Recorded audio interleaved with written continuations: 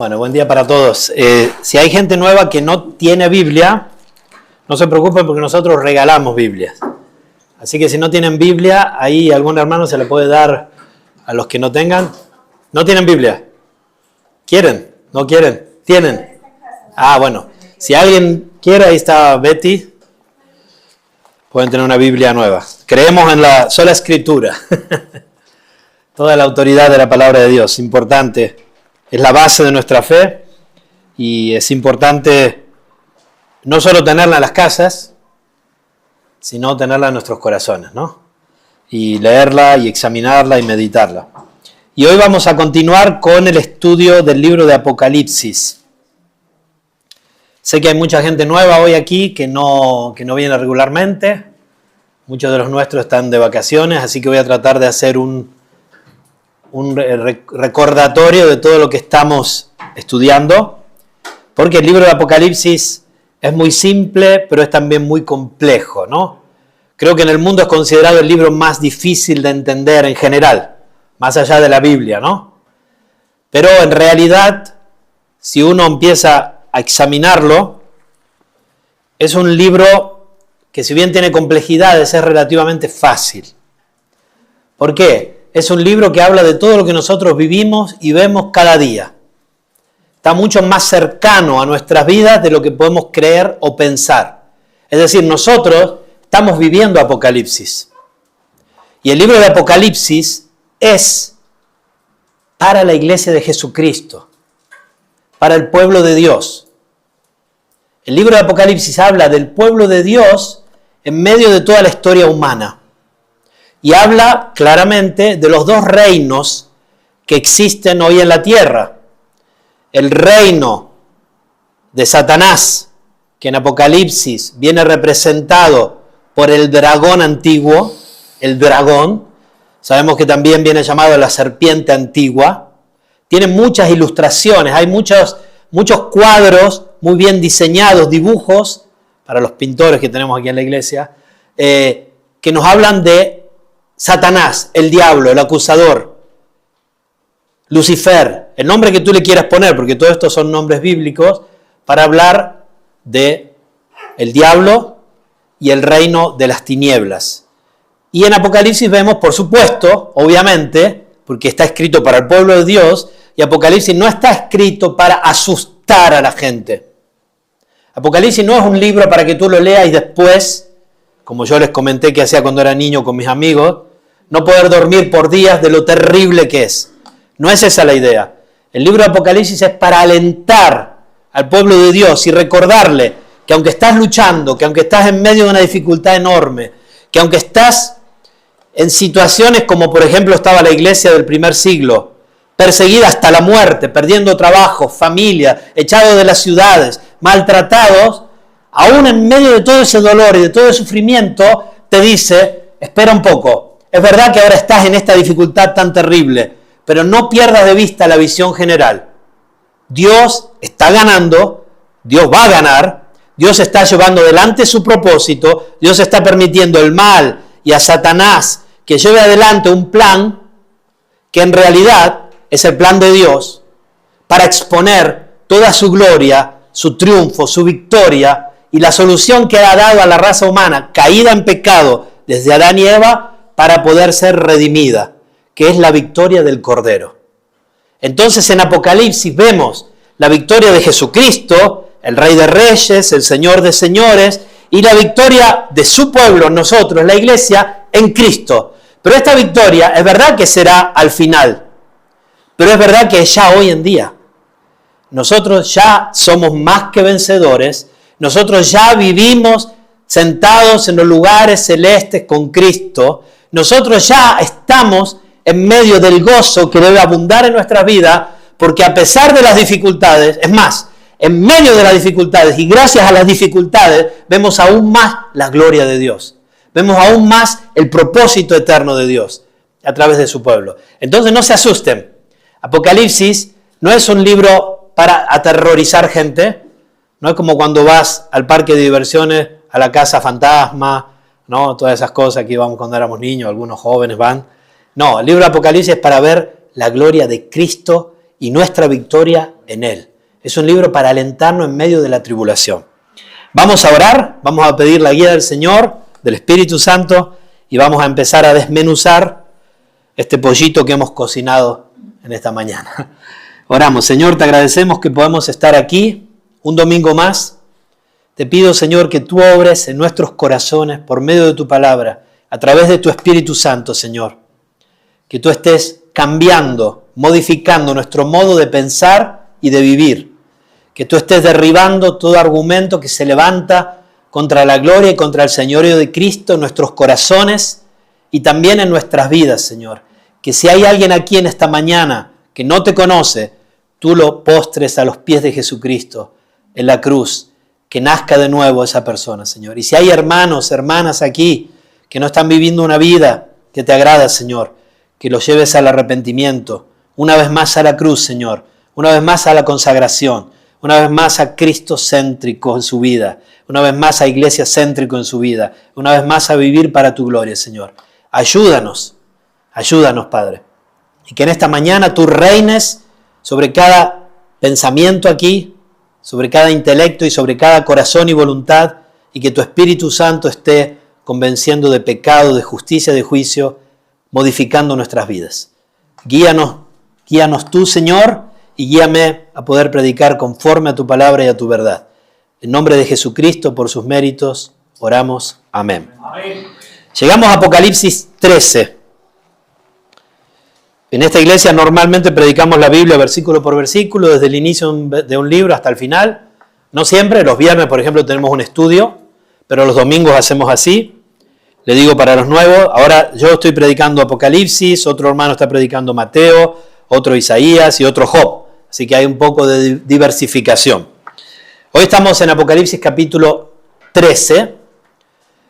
Es importante que ustedes entiendan que Apocalipsis es un libro histórico. En algún modo nos muestra una cronología de la historia, siempre mostrando el reino de Dios y el reino del dragón, de las tinieblas, de Satanás, y el pueblo de Dios en medio de esa historia. Y nos habla mucho de lo que va a suceder en el futuro. Hay algunas señales en Apocalipsis que habla de eventos históricos que Dios desencadena en medio de la historia humana. Y estos eventos históricos vienen simbolizados a través de 3 series de 7 cosas. Voy a tratar para los que no estuvieron aquí, ¿no? Primero hay 7 sellos que se desatan en los cielos y son cosas que empiezan a pasar en la tierra. Esos 7 sellos son los mismos eventos que vienen narrados a través de 7 trompetas. Son siempre los mismos eventos, solo que hay una progresión. Los 7 sellos son esos 7 eventos iniciales. Las 7 trompetas son esos mismos 7 eventos en progresión en medio de la historia.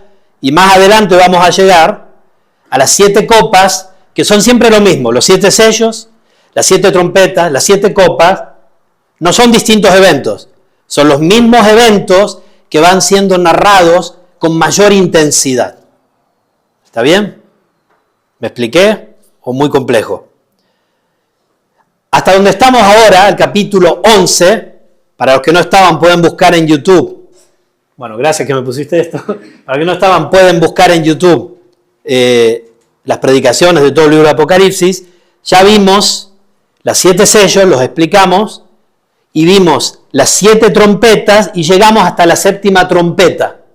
Y ahí el apóstol Juan, guiado por el Espíritu Santo, para el relato, como que se para la historia, se para el tiempo.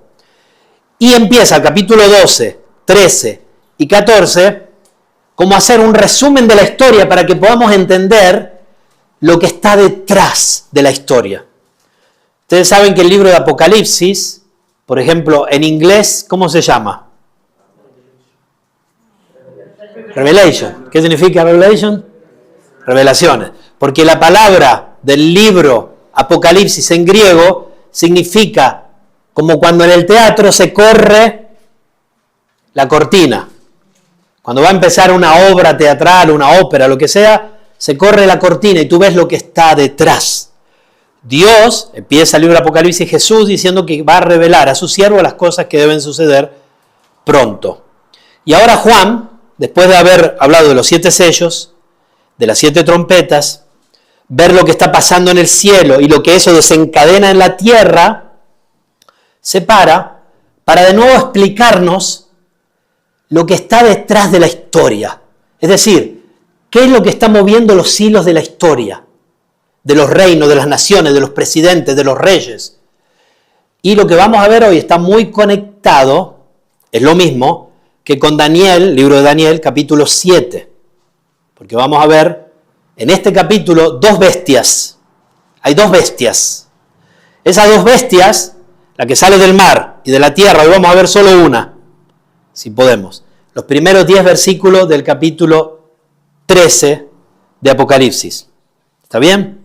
Esta bestia, para los que conocen las Escrituras, corresponde a la bestia de Daniel. ¿Alguien se acuerda de la bestia de Daniel? Más o menos. La bestia de Daniel, ¿qué era? Era una profecía de los reinos de la tierra y cómo los imperios, los reinos de la tierra, los gobernantes del mundo, iban a terminar siendo conquistados, vencidos por Jesucristo. Solo que cuando a Daniel le viene mostrada esa bestia, que tiene una cabeza de oro, ¿se acuerdan? La cabeza de oro, ¿a quién representaba? A ver. ¿No? Nabucodonosor, ¿quién era? ¿El imperio? Babilónico. Después venía... ¿Quién representaba? Medio y Persia. Después venía Grecia, que todavía no había pasado. Daniel, el capítulo 7, habla del rey de Grecia, algo que ahora nosotros lo vemos para atrás, pero ellos lo veían para adelante. Y luego llega abajo a los pies de barro, que representa el imperio romano. Muy interesante. Esta bestia es la misma que ahora va a retomar aquí, en los primeros 10 versículos, Juan. Vamos a leerlo y después vamos a empezar a estudiarlo. Entonces, recuerden que entre el capítulo 12 y 14 estamos justo en la 7ª trompeta. Pero ahora va a ser un resumen de la historia. Ya lo vimos el capítulo anterior. El resumen de la historia a través de la mujer y del dragón siempre habla de la iglesia. El libro de Apocalipsis habla siempre de la iglesia. No habla del Israel nación terrenal. Habla de la iglesia. Siempre es la iglesia. Siempre es el pueblo de Dios. Capítulo 12 habló de la mujer, que es la iglesia, y el dragón. Eso lo estudiamos. Para el que tenga dudas sobre esto, porque sé que hay muchas posturas distintas, puede ir a escuchar la predicación que yo hice para ver al menos lo que yo creo que está diciendo aquí la Escritura, ¿no? Y ahora de nuevo, nos va a hablar de la historia misma, de lo que nosotros vivimos hoy, de lo que está influenciando nuestra vida hoy, de lo que está influenciando hoy a los reyes, a los presidentes, a las naciones, las guerras, todo lo que nosotros vivimos hoy, las crisis económicas, todo eso tiene que ver con esto que habla acá. Capítulo 13. Me paré sobre la arena del mar y vi subir del mar una bestia que tenía 7 cabezas y 10 cuernos, y en sus cuernos 10 diademas, y sobre sus cabezas un nombre blasfemo. Y la bestia que vi era semejante a un leopardo, y sus pies como de oso, y su boca como boca de león. Y el dragón le dio su poder y su trono y grande autoridad.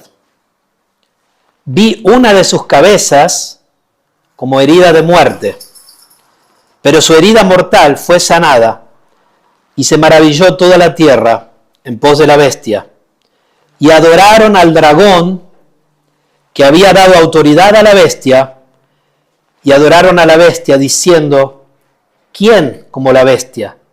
¿Y quién podrá luchar contra ella? También se le dio boca que hablaba grandes cosas y blasfemias, y se le dio autoridad para actuar 42 meses, y abrió su boca en blasfemias contra Dios, para blasfemar de su nombre, de su tabernáculo y de los que moran en el cielo. Y se le permitió hacer guerra contra los santos y vencerlos. También se le dio autoridad sobre toda tribu, pueblo, lengua y nación. Y la adoraron todos los moradores de la tierra, cuyos nombres no estaban escritos en el libro de la vida del Cordero, que fue inmolado desde el principio del mundo. Si alguno tiene oído, oiga. Si alguno lleva en cautividad, va en cautividad. Si alguno mata a espada debe ser muerto. Aquí está la paciencia y la fe de los santos.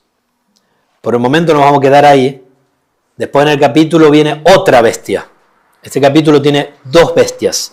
Y les voy a aclarar un poquito qué son estas bestias.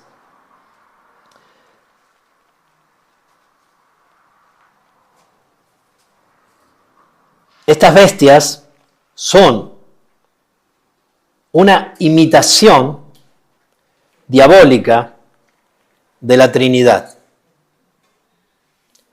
El dragón propone 2 bestias. Vamos a ver que el dragón, como siempre hace el diablo, intenta imitar a Dios, sería como Dios el Padre. La primera bestia, la bestia que vemos hoy, sería como Dios el Hijo. Y la segunda bestia que hoy no veremos, sería como el Espíritu Santo. ¿Por qué digo esto? La segunda bestia que corresponde, el que tiene oídos, oiga, y el que le entienda. Y esto no lo puedo defender hoy, pero lo vamos a ver más adelante. Al falso profeta también, que es el anticristo. El anticristo es la segunda, o sea, es parte, el anticristo es parte de la segunda bestia. ¿Y él qué hace? Intenta dar la gloria a la primer bestia. Como el Espíritu Santo da la gloria al Hijo. ¿Está bien? Esto lo vamos a ver más adelante, para que tengan una idea.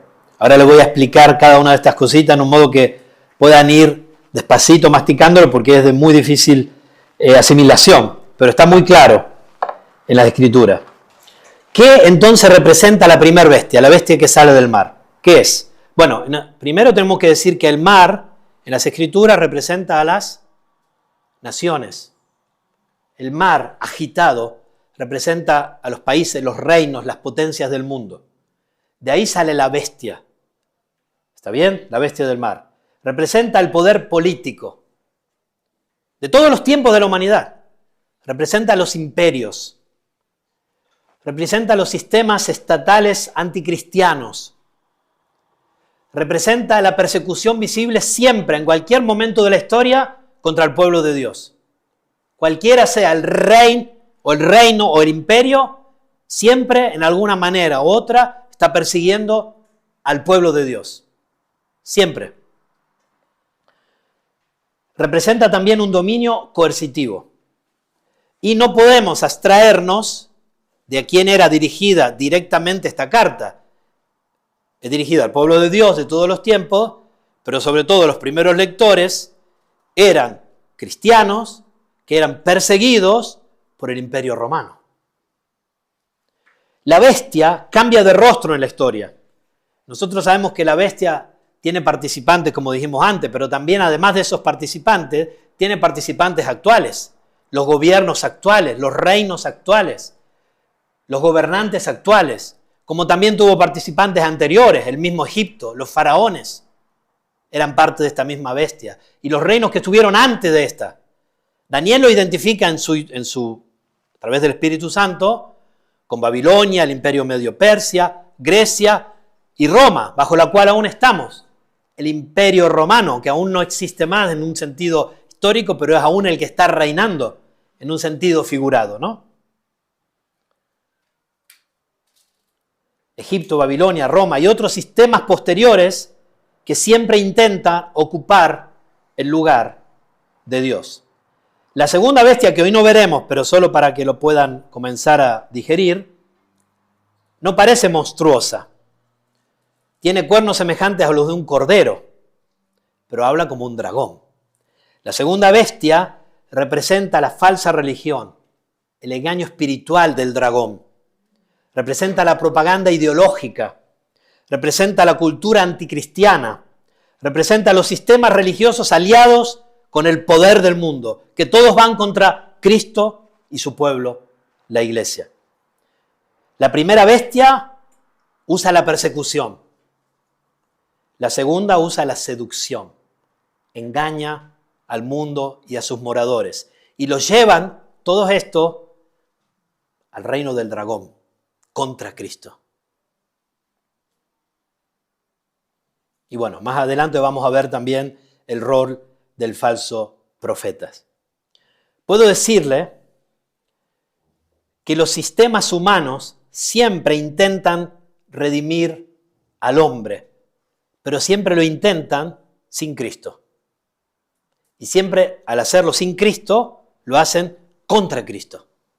Por ejemplo, les hago un resumen y no se enoje nadie por ninguna ideología política. Yo aquí no hago política, saben que no sigo política, cada uno tiene su postura, todo es respetable y todo es criticable, pero lo que el hombre ha intentado hacer a través de la historia, al menos desde Cristo para acá, los sistemas humanos que son parte de esta primer bestia.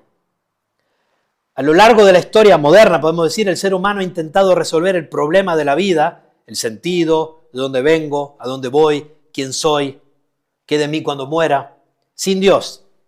Por ejemplo, entre el 500 y el 1500 había una cristiandad medieval, el Sacro Imperio Romano, reinos cristianos, una unidad religiosa muchas veces impuesta, siempre había persecución hacia los verdaderos cristianos, no tenemos mucha referencia histórica de la Edad Media, llamémosle así, pero tenemos alguna y sabemos que siempre había persecución hacia los verdaderos cristianos, cualquier nombre ellos adoptaran.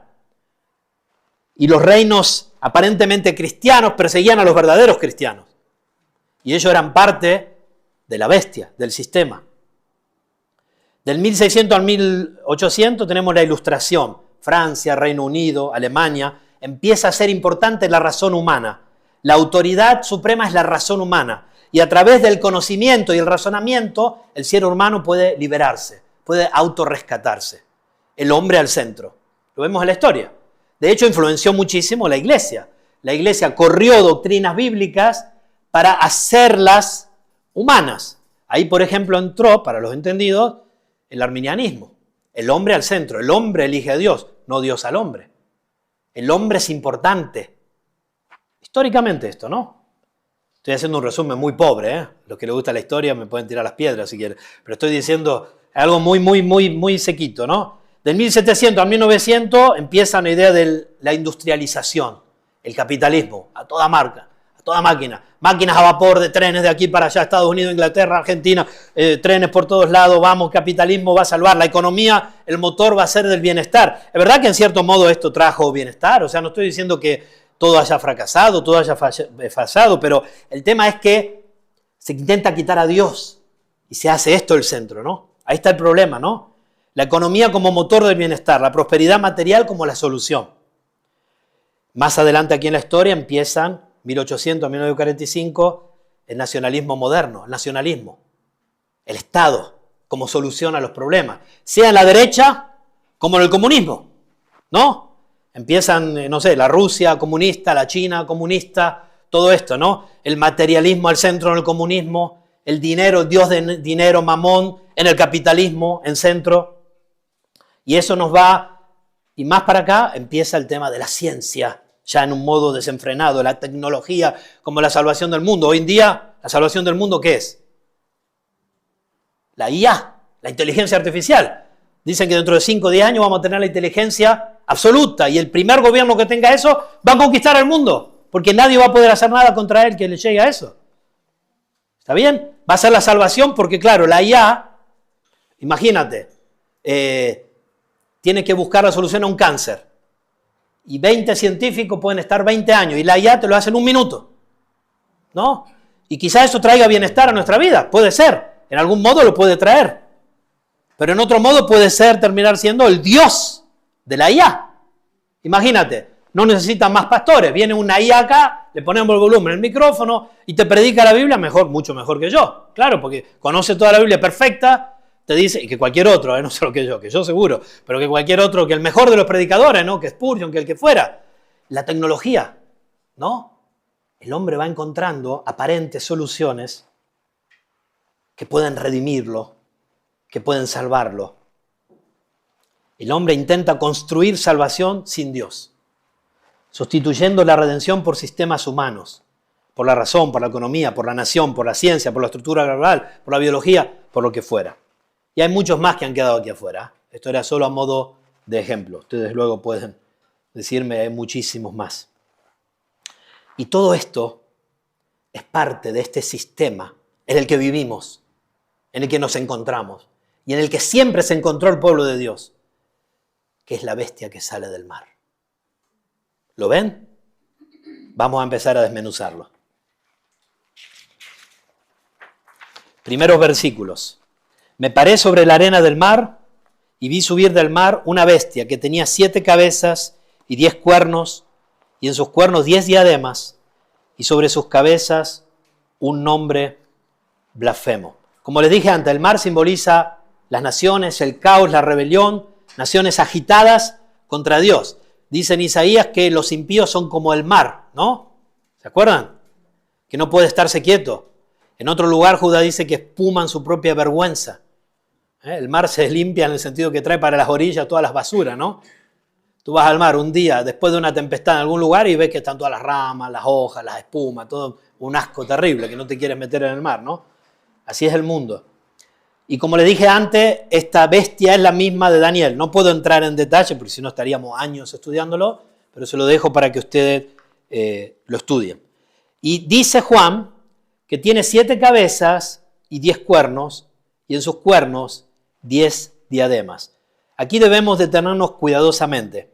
En la Biblia, los cuernos, muchos de ustedes lo saben, representan especialmente autoridad política o fuerza militar, un dominio real.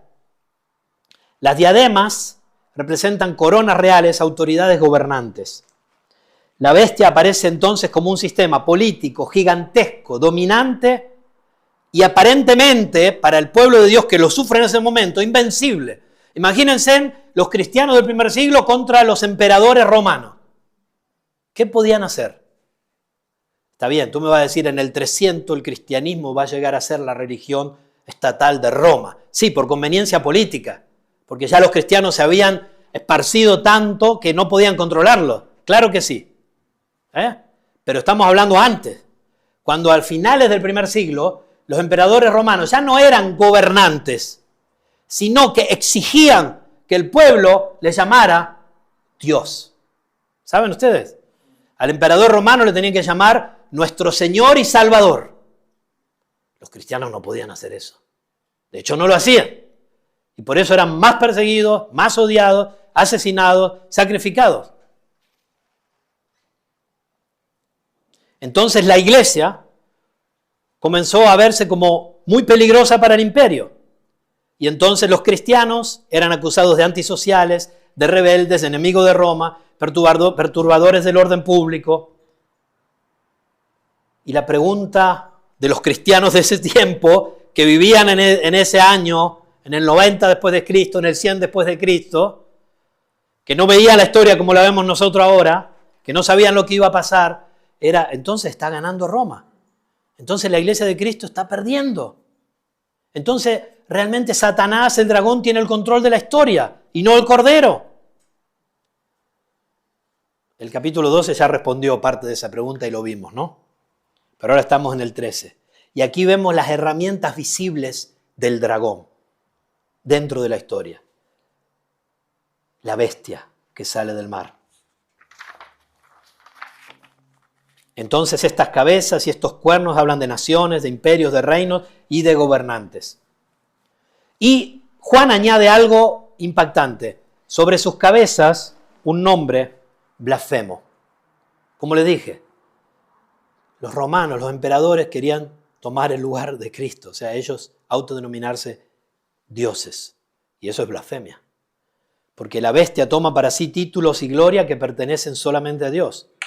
La blasfemia aquí no se trataba solo de insultar a Dios, sino de intentar usurpar su lugar. Y eso sigue ocurriendo hoy en día en muchos lados, de una manera quizás más encubierta.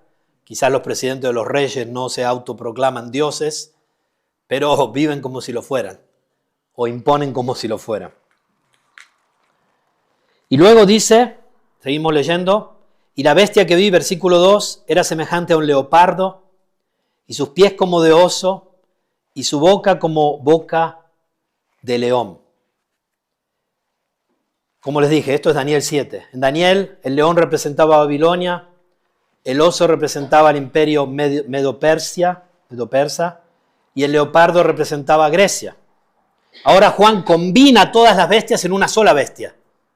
Es como que está viendo la fusión de estas bestias. Claro, Juan ya tiene gran parte de la historia consumada. Lo que antes Daniel veía como una profecía, y eso también demuestra que la Biblia es la palabra de Dios, se cumplió perfecto. La historia de Alejandro el Magno es un canto a las profecías bíblicas cumplidas. Y Grecia, ¿no? Y aquí ya él lo está viendo como una unificación, esta bestia, estos reinos del mundo, podríamos decir de todos los tiempos, representados en estos 4 grandes reinos que han gobernado en el mundo. Y ahora Daniel las combina. ¿Por qué las combina? Porque ahora él ve que Roma ha heredado toda la arrogancia, la violencia y la rebelión de los imperios anteriores. En algún modo continúa la misma historia. Cambian de nombre, cambian de nación, cambian de gobernante, pero es siempre el mismo. Es la bestia que está dominada por el dragón y que tiene como intenciones ir contra Cristo y contra su pueblo. Babilonia tenía arrogancia, Persia tenía fuerza aplastante, Grecia tenía una velocidad en expansión, por eso también oso, leopardo, ¿no? Representa también cómo estos reinos vivieron la historia. Y Roma reunía todo eso. La bestia es la suma del poder humano rebelde contra Dios. Y entonces Juan revela la realidad espiritual detrás del sistema. Dice el versículo 2, y el dragón le dio su poder y su trono y grande autoridad. Entonces podemos decir, ¿cómo reina el diablo sobre su reino que es el mundo después que el hombre cayó? A través de estos imperios, reinos, que los utiliza como herramientas. ¿Lo van viendo? ¿Empiezan a ver? Bueno, seguimos. El dragón le dio su poder. La iglesia perseguida, en ese tiempo, en el primer siglo, veía soldados romanos.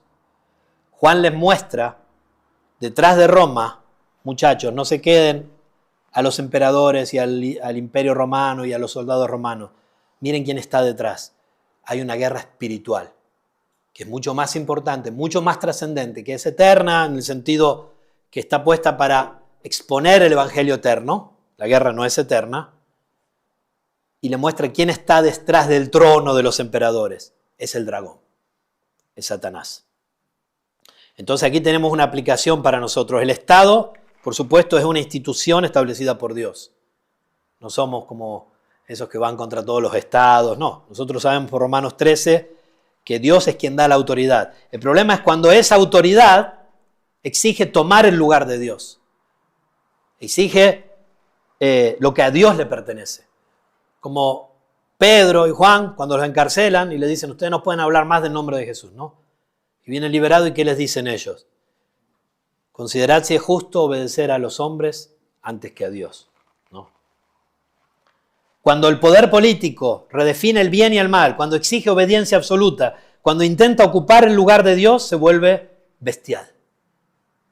Se vuelve la manifestación de esta bestia. Porque todo poder humano separado de Dios termina indefectiblemente deformándose. Es por eso que ningún sistema político jamás podrá a largo andar resolver los problemas de la humanidad. Puede ayudar, pero no lo va a resolver, porque el problema de la humanidad es la humanidad misma, es la depravación del hombre en su pecado. Y eso tiene una única solución posible: Jesucristo y el Evangelio. No hay otro. Nacer de nuevo por la obra del Espíritu Santo. Iglesia, debemos tener discernimiento. No todo lo que es poderoso es digno de adoración. No todo lo dominante merece confianza absoluta. No todo lo impresionante viene de Dios. El cristiano respeta autoridades, pero jamás idolatrará autoridades, porque solamente Cristo puede ocupar el trono absoluto. Seguimos leyendo. Versículo 3. Dice, vi una de sus cabezas como herida de muerte, pero su herida mortal fue sanada y se maravilló toda la tierra en pos de la bestia. Y adoraron al dragón que había dado autoridad a la bestia. Y adoraron a la bestia diciendo, ¿quién como la bestia? ¿Y quién podrá luchar contra ella? Aquí encontramos una de las imágenes más profundas de este capítulo. La bestia imita al cordero. Ese es uno de los grandes patrones satánicos en toda la Biblia. Satanás sabemos que no crea, imita. ¿Se acuerdan cuando las plagas que Dios da a Egipto? Moisés y Aarón iban, ¿y qué hacían los magos, los encantadores? Imitaban. Pero había algunas que no podían ni siquiera imitarla, porque claramente el diablo, el dragón, es una criatura creada por Dios.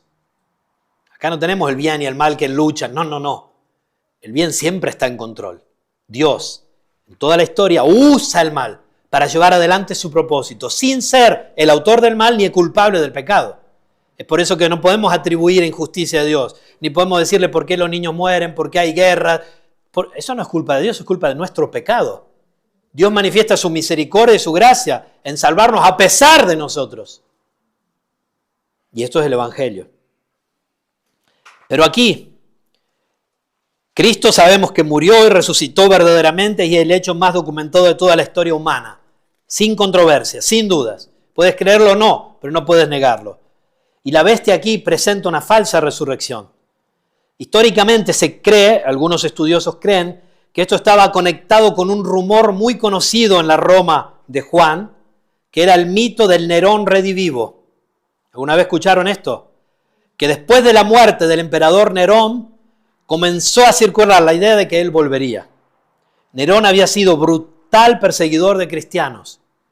Cuando murió, parecía que Roma había recibido una herida mortal, pero el sistema siguió vivo. Lo sabemos que Roma en general quedó 1500 años más, ¿no? Como la conocemos. Se dividió, sí, pero quedó mucho. Entonces la herida sanada representa que el poder bestial, aunque a veces parece morir en la historia, revive. Y así a Babilonia vienen los asirios, y después vienen los griegos, y después vienen los romanos, y en los romanos vemos un montón de imperios. Un emperador cae, otro surge. Sabemos que el imperio romano hizo 10 grandes persecuciones contra los cristianos. Los viernes aquí una vez estudiamos esas persecuciones. Y uno muere y otro aparece. Un tirano se va y otro viene. Una ideología colapsa y otra ocupa su lugar. La bestia parece imposible de destruir. Y el mundo entero queda maravillado. ¿Quién como la bestia y quién podrá luchar contra ella? Esa frase es profundamente religiosa. En el Antiguo Testamento la pregunta era ¿quién como Jehová? ¿Se acuerdan? ¿Quién como el Señor? Pero ahora la humanidad, en su historia, en medio de su situación histórica, toma lenguaje de adoración y lo dirige al poder humano, no ya a Dios. Y de hecho ocurrió eso, porque vemos aún los pueblos paganos, adoradores de dioses, pero ya después empezamos a ver en la historia que ya no es tanto dioses paganos, sino personas o sistemas humanos en lugar de esos dioses, que terminan siendo los dioses para eso, ¿no? Eso también pasa en la historia. Y entonces ocurre algo aterrador. Y adoraron al dragón. Y adoraron a la bestia. ¿Cómo adoraban al dragón? Indirectamente. Al adorar a la bestia, adoraban el poder espiritual detrás de ella. Como hoy. Como hoy. Cualquier ideología humana, religión humana, que no sea la única verdadera de Dios y de su palabra a través de su Hijo, es esto. Es adoración al dragón. Porque hay adoración a la bestia, a los sistemas humanos. En Roma, como les dije, esto ocurría literalmente. En Roma había altares al emperador, incienso para César, festivales imperiales, culto político. Decir César es Señor era un acto religioso. Entonces, cuando las personas adoraban el sistema anticristiano, en realidad estaban rindiendo homenaje espiritual al dragón. Igual que hoy, igual que siempre en la historia humana. Porque no existe neutralidad espiritual. Toda adoración que no es para el verdadero Dios es adoración al dragón. ¿Se acuerdan del Antiguo Testamento cuando Dios dice de los paganos que ofrecían ofrendas a los dioses paganos? ¿A quién dice que lo ofrecían? A los demonios. A los demonios. Esto está en la Biblia, a los demonios. Y hoy en día es lo mismo. Si bien quizás no van y sacrifican a su hijo, y gloria a Dios que no lo hacen, como hacían algunos, o sacrifican animales, o hacen incienso y todo, lo hacen de otra manera. Adoran, por ejemplo, personajes VIPs, o jugadores de fútbol, o políticos. Están dispuestos a destruir su familia por un ser político, un presidente, una ideología. Yo lo he visto, en Argentina se han destruido familias, por derecha, izquierda, este político, aquel político. O adoran a Messi, o a Cristiano Ronaldo, o al cantante de moda, a Lady Gaga, qué sé yo, el que fuera. Estoy un poco desactualizado de esas cosas. Pero ustedes sabrán, el que esté hoy en día, ¿no? El que adora, en mi tiempo estaba Madonna, Tina Turner, ¿no? Duran Duran, no sé cuál era, Michael Jackson, ¿no? Ahora está la película a propósito, ¿no? Ahora, yo no digo que esté mal escuchar esa música, que les guste, no. El tema es cuando esto es tu punto en la vida, a quien tú adoras, ¿no?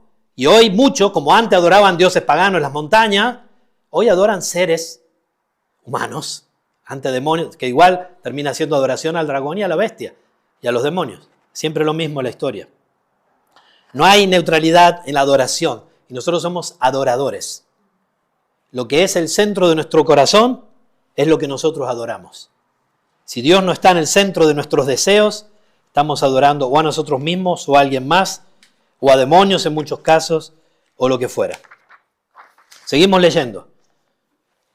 Versículo 5. También se le dio boca que hablaba grandes cosas y blasfemias, y se le dio autoridad para actuar 42 meses. La bestia habla, y cuando habla, habla como el dragón. ¿Qué significa grandes cosas? Bueno, la arrogancia humana exaltándose contra Dios. ¿Se acuerdan Nietzsche que dijo Dios? Dijo más, Dios ha muerto. Y hay un mural que yo vi que dice, Nietzsche está muerto, Dios. O sea, quiero decir, esto nos sirve para ver cómo el ser humano se levanta contra la bestia. Y el ser humano en el tiempo de Roma, el primer siglo, proclamaba la paz del imperio, ¿se acuerdan? El imperio romano, ¿qué decía? Que hacía la paz. Iban, mataban a todos y había paz. Claro, primero mataban a todos, pero hacían paz, ¿no? Que daban la paz por todos lados, la paz del imperio. La esperanza viene de César, la salvación viene de Roma. Los emperadores se presentaban como la esperanza universal. La bestia siempre promete salvación terrenal separada de Dios. Y eso continúa hoy mismo. Las ideologías modernas, llámense filosofías, llámense pseudas psicologías, llámense corrientes de pensamiento político, llámense religiones, poscristianismo, ateísmo, lo que quieran. Lo que quieran. Naturalismo, ambientalismo, Dios el verde, el Dios verde, la naturaleza. Todos somos parte de Dios, todos somos uno. Panteísmo, ¿no? Tú y el árbol eres uno, estás conectado. Cuida el árbol. El Dios falso. No creaciones de Dios. Eso es toda creaciones de Dios. Criaturas, los animales, creaciones. Seguimos leyendo. Es que el orgullo humano siempre termina exagerando su propia capacidad, ¿no? Y dice acá algo muy interesante. Versículo 5. Y se le dio autoridad. La bestia no tiene autoridad intrínseca. El dragón no tiene autoridad por sí mismo. Es Dios quien le da, le concede esta autoridad para llevar adelante su propósito en medio de la historia. Se le dio. La bestia parece poderosa, pero no es soberana. Incluso el mal opera siempre bajo límites divinos. Juan dice, se le dio autoridad para actuar 42 meses. Los que vienen en esta serie ya saben que estas cosas no son literales. Los 42 meses son fundamentales en Apocalipsis. Daniel también habla de 1260 días. Habla también de tiempo, tiempos y medio tiempo. Es el mismo periodo simbólico de Daniel. No necesariamente, si bien hay hermanos que creen esto y yo lo respeto, para mí no representa necesariamente 42 meses literales, sino que representa un tiempo limitado de persecución permitido por Dios. ¿Por qué 3 años y medio? Entonces la pregunta. Porque 7 representa la plenitud, ya lo vimos. 7 copas, 7 trompetas, 7 sellos, ¿no? Hay un montón de cosas. 7 iglesias, los candelabros, 144.000, lo explicamos, el pueblo de Dios de todos los tiempos, 12.000 de cada tribu. ¿Por qué? Habla de llenura, de plenitud. Los que escuchaban esto, el milenio, 1000, no por 1000 literales. Esto es lo que yo creo, ¿no? Claramente en ese tiempo estamos hablando de escritura apocalíptica, que era un género literario que la gente en ese tiempo conocía bien, que era hablar a través de símbolos. ¿Por qué? Sobre todo porque Apocalipsis hablaba contra el imperio en el cual este libro debía de correr. Si acá escribía, estoy hablando de Nerón, estoy hablando del César, estoy hablando del imperio romano, los mataban a todos. Y el libro no corría. Dios lo hizo en un modo que fuera muy comprensible para ellos y comprensible también para nosotros si lo estudiamos atentamente, ¿no? Pero lo que significa sobre todo es esto, que el mal tiene un tiempo delimitado por Dios. Que el mal no va a ser para siempre, que el mal no está ganando, que Dios le está dando un proceso que Él, en su infinita sabiduría, lo tiene bajo control. La bestia tiene un reloj. Podríamos decir que tiene el Final Countdown. Para los que gustaba la canción esa. Final Countdown está contando al revés para la bestia. El sufrimiento de la iglesia, entonces, tiene un límite. Ese es el punto. Hermanos, aunque estén sufriendo, no van a sufrir para siempre. No van a ser perseguidos para siempre. Hay un límite. Y esto es glorioso pastoralmente. El mal jamás para la iglesia dura para siempre. Luego añade y dice, y abrió, versículo 6, y abrió su boca en blasfemias contra Dios. La bestia se levanta contra el nombre de Dios, contra la autoridad de Dios, contra la gloria de Dios, contra el pueblo de Dios, contra la morada de Dios, para blasfemar de su nombre, de su tabernáculo y de los que moran en el cielo. Algunos usan esto para decir que el libro Apocalipsis se escribió más temprano de lo que piensan, porque dicen el tabernáculo era el templo de Jerusalén. Algunos usan esto, Sebastián es más experto de estas cosas. No creo que sea así. Claramente está hablando de la iglesia. Sabemos que el tabernáculo de Dios con los hombres, ¿cuál es? La Nueva Jerusalén. ¿Y quién le dice el ángel a Juan que es la Nueva Jerusalén cuando está bajando en Apocalipsis 19? La esposa del Cordero. ¿Y quién es la esposa del Cordero?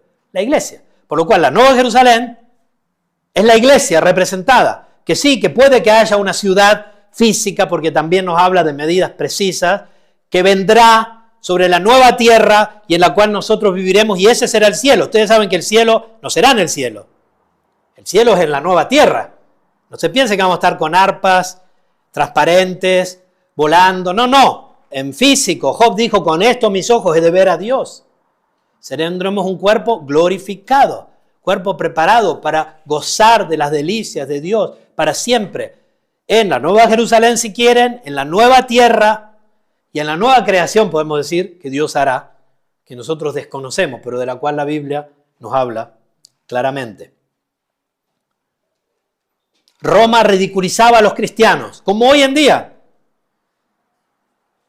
Como hoy en día. Los acusaba falsamente, los llamaba enemigos del imperio, intentaba desacreditar la fe. La bestia siempre intenta humillar aquello que representa a Dios. Cada vez que la cultura ridiculiza la verdad bíblica, cada vez que el evangelio es presentado como fanatismo, cada vez que la santidad es tratada como intolerancia, la bestia sigue blasfemando. Últimamente lo hemos sufrido mucho con la ideología de género. Lo hemos sufrido mucho con valores feministas exagerados.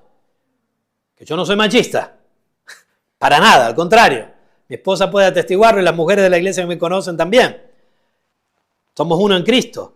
Pero últimamente, y no me digan que no, los últimos años, que tampoco soy de derecha, que en los últimos años ha habido una exageración en ciertos valores anticristianos, contra la familia, alejar a los hijos de la familia, destruir los matrimonios, destruir esta institución maravillosa que Dios ha puesto, que es la familia, porque también es una figura del evangelio. De hecho, el matrimonio existe como testimonio del amor de Cristo por su iglesia, no lo contrario. No es que Dios agarra el matrimonio y lo usa como ejemplo de Cristo y la iglesia, no. Dios inventó el matrimonio para que sea un testimonio de lo que iba a pasar entre Cristo y su iglesia. Y esto es lo que dice el apóstol Pablo en el libro de Efesios. Es maravilloso. Y sí que hoy en día lo hemos vivido en otros lugares bajo otra forma. Podemos, no sé, ver cristianos en Corea del Norte, seguramente están siendo perseguidos de otra manera ideológicamente. Hoy en día los musulmanes que están matando a los cristianos en Nigeria, ahora mismo, matándolos. El otro día habían asesinado como 70 de ellos, estaban haciendo el velatorio, los cristianos, y vinieron a matar a los que estaban al velatorio de los otros. O sea, tremendo. Eso está pasando hoy en día en nuestro mundo. En países no tan radicales como Nigeria, que hay muchos cristianos. No estoy hablando de Corea del Norte, en este caso.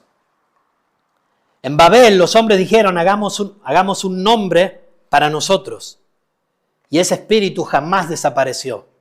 Babel representa la bestia, la historia humana. Toda la civilización caída sigue intentando construir torres sin Dios. Seguimos leyendo. Versículo 7.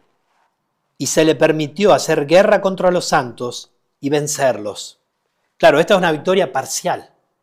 Y de hecho, ¿cuántos cristianos murieron mártires bajo el Imperio Romano? Probablemente cientos de miles, si no millones, en todo el tiempo, ¿no? Y no solo, como digo, hoy en día también. Hay aparentes victorias que Dios permite. También esto viene explicado en la Biblia, pero hoy no lo voy a explicar, pero tiene también un propósito para dispersar la palabra de Dios, el Evangelio, la gloria de Dios, aún a través del sufrimiento de su pueblo. Se le permitió hacer guerra contra los santos y vencerlos. También se le dio autoridad sobre toda tribu, pueblo, lengua y nación. Se le permitió, dice acá la Escritura, se le permitió hacer guerra contra los santos y se le permitió vencerlos. Y yo sé que ustedes me pueden decir, sí, esto va a pasar al final de los tiempos. El anticristo va a tomar poder mundial y va a ir contra la iglesia y la va a destruir. Y sí, eso va a pasar. Pero esto también pasó, porque esta bestia habla del futuro, pero habla también del pasado y habla del presente. Esto pasó, está pasando y pasará aún más. También se le dio autoridad sobre toda tribu, pueblo, lengua y nación. Capítulos anteriores vimos en Apocalipsis que delante de Dios, cuando ya habló del rapto final de la iglesia, que será en el último día, vimos en la visión celestial de Juan que había gente de toda lengua, nación, pueblo y tribu. Y acá también el diablo, por supuesto, tiene lo suyo de cada lengua, nación, pueblo y tribu. Y de hecho lo sabemos por las tentaciones de Jesús y lo sabemos por otros lugares de la Escritura, que el Dios de este mundo, con minúscula, que es una criatura, Dios creó a Satanás, él se corrompió y cayó. Él es el Dios de este mundo, es considerado el Dios de este mundo con minúscula. Por lo cual, todas las naciones y pueblos, salvo los que somos parte de la iglesia, los renacidos de todos los tiempos, todos los demás están bajo la autoridad de Satanás. De toda lengua, nación, pueblo y tribu que jamás haya existido, existe o existirá. Bueno, no pasa nada. Seguimos leyendo. Y la adoraron todos los moradores de la tierra, cuyos nombres no estaban escritos en el libro de la vida del Cordero, que fue inmolado desde el principio del mundo. Y la adoraron todos los moradores de la tierra cuyos nombres no estaban escritos en el libro de la vida. Aquí llegamos al corazón glorioso de este capítulo. El mundo entero, cada día, cada momento, en cada respiro, con cada pensamiento, con cada acción, todos los que no son renacidos están continuamente adorando al dragón, a la bestia. Son hijos de Satanás y van adelante en sus designios malvados por su propia culpa y también bajo la influencia de los demonios de Satanás en esta guerra espiritual, invisible pero muy visible, sutil pero muy real. Viven adorando continuamente al dragón, a la bestia.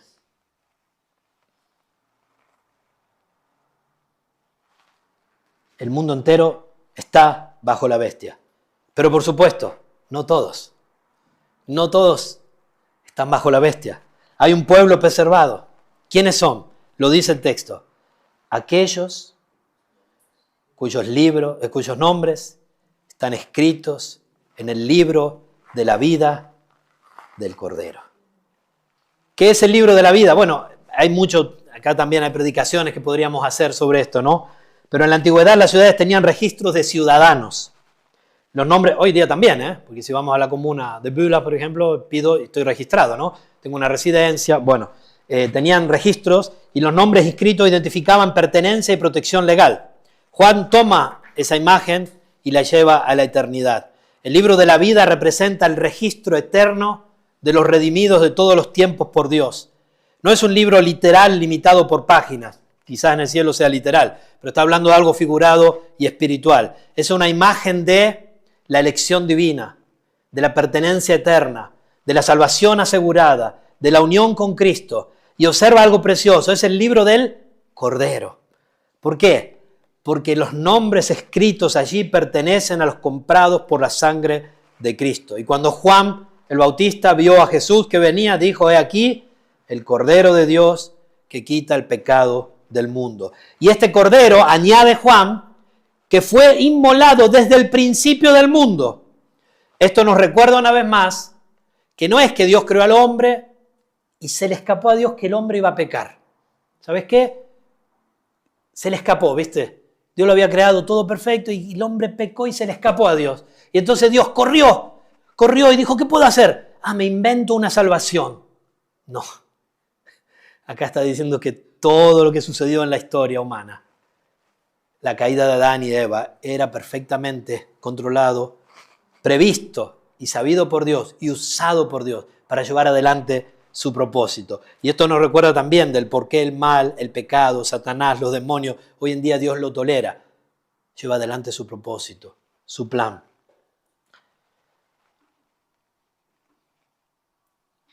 El Cordero que murió en la cruz hace, 1990 años más o menos. Ahí no sabemos exactamente. El año cero es cuando nació, aunque algunos piensan que nació 2 o 3 años antes de lo que dicen que nació. No es importante. Fue inmolado en esa cruz, pero en el plan de Dios ya estaba inmolado desde el principio del mundo. Esta es la visión del Dios eterno que ve todo, que sabe todo, que lleva adelante su propósito. Y esto es algo que a nosotros nos deja con una paz y una tranquilidad increíble, confiando en sus propósitos. El Cordero ya estaba en el plan eterno de Dios antes de la creación misma. Fue inmolado desde el principio del mundo. Esto no significa que literalmente Cristo fue crucificado el día 1, no. Significa que su sacrificio estaba decretado eternamente, antes de Adán, antes que la Babilonia de Nabucodonosor existiera, antes que el reino de Media Persia existiera, antes que el reino de Grecia existiera, antes que los emperadores romanos, todo esto, antes de las bestias y estas bestias, ya existía el decreto eterno del Cordero. Podemos decir que la redención no comenzó en Belén, comenzó en la eternidad, y que la cruz no sorprendió al cielo, sino que fue el plan. La historia no está improvisándose. Dios jamás reacciona desesperadamente. Antes que existiera la bestia, ya existía el Cordero. Antes que apareciera el pecado, ya existía el plan de redención. Y esto significa algo glorioso para nosotros, sus hijos, que nuestra salvación descansa en un plan más antiguo que el universo mismo. Y esto es maravilloso, hermanos. Última parte. Terminamos. Si alguno tiene oído, oiga. Esto, ¿quién lo decía siempre? Jesús, ¿no? Acá lo está diciendo Juan, pero Jesús decía: si alguno tiene oído, oiga. Juan utiliza el mismo lenguaje que Cristo usa en los evangelios. Jesús decía: el que tiene oídos para oír, oiga. ¿Qué significa? ¿Es escuchar con estos oídos? No. Es discernimiento espiritual. No todos los que oyen, oyen. No todos los que escuchan, escuchan. La bestia impresiona al mundo entero. Muchos se maravillan. La mayoría, o todos los que no son redimidos, todos siguen su sistema. La mayoría se deja seducir, engañar. Pero el pueblo de Dios tiene una capacidad dada por Dios para escuchar la voz de Dios. Y es nuestra responsabilidad estudiarla, indagarla, masticarla, comerla, discernirla. El mayor peligro para la iglesia no es la persecución. De hecho, la persecución bendice a la iglesia. Cuando la iglesia es perseguida, se multiplica más grandemente que cuando no es perseguida. Ustedes serían mejores cristianos, no tengo ninguna duda. Y yo también, si hoy nos estuvieran matando en Suiza.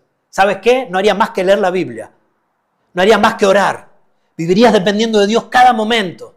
En cambio ahora estás seducido. Porque sí, lees la Biblia, a veces cuando tienes ganas, un poquito. Si no, te aburres.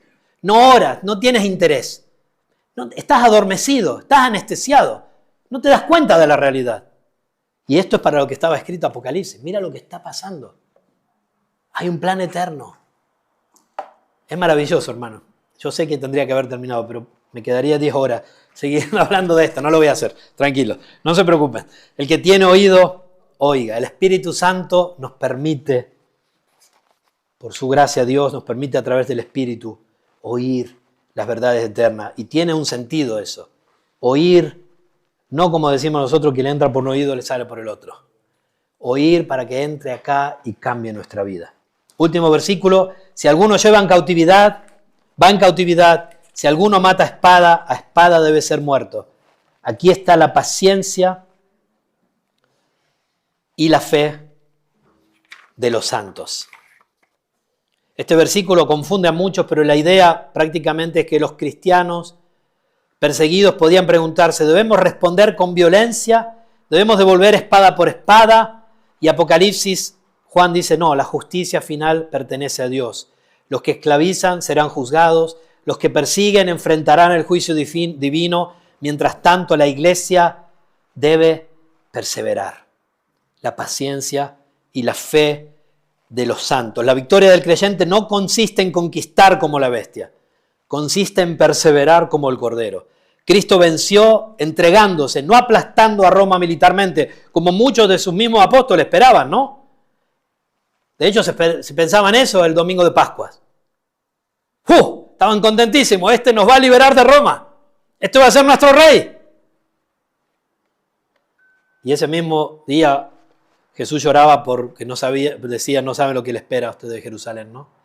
Porque me identifican como un rey terrenal, pero yo soy el rey de reyes, el señor de señores, y ustedes no han rendido su corazón y no han visto al Mesías. Me buscan, estoy haciendo un parafraseo, me buscan porque les hago milagros, porque resucito muertos, porque les doy de comer, les multiplico los panes, pero no han entendido el evangelio, ¿no?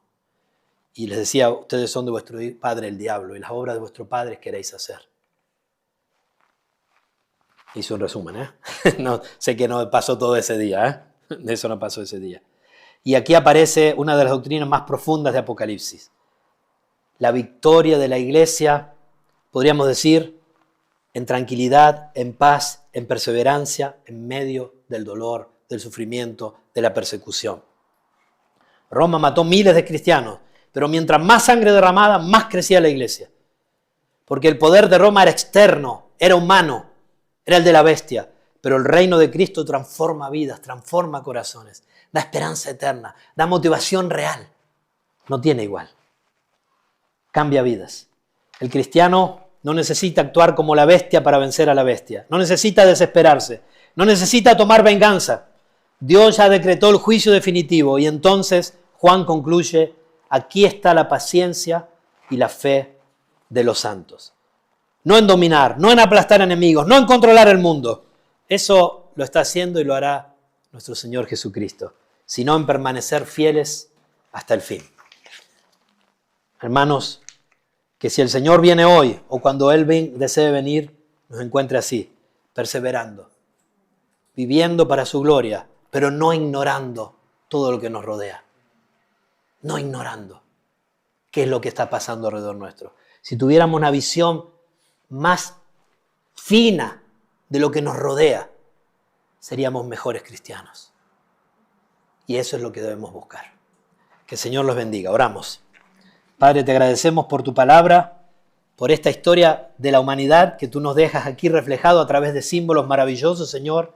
Y te pido que tú uses esto en nuestras vidas, que nos cambies, que nos ayude a ver la gloria de Cristo, de su reino, tu obrar en medio de la historia. Gracias porque esto nos trae tanta paz, certeza, seguridad. Gracias, Señor, por tu obra. En nombre de Jesucristo oramos. Amén.